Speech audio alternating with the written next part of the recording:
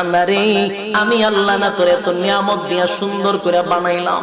এই আসমান বানাইয়া কোরআনের কোথাও বলি নাই আসমান সুন্দর করে বানাইছি, জমিন বানাইয়া কোথাও বলি নাই জমিন সুন্দর করে বানাইছি, গোটা সৃষ্টি জগৎ বানাইয়া কোথাও বলি নাই সুন্দর করে বানাইছি।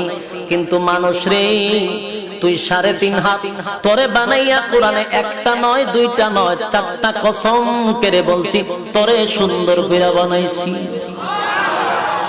একটা দুইটা না 4টা কসম করে আল্লাহ বলছে মানুষ তোরে সুন্দর করে আমি আল্লাহ বানাইছি।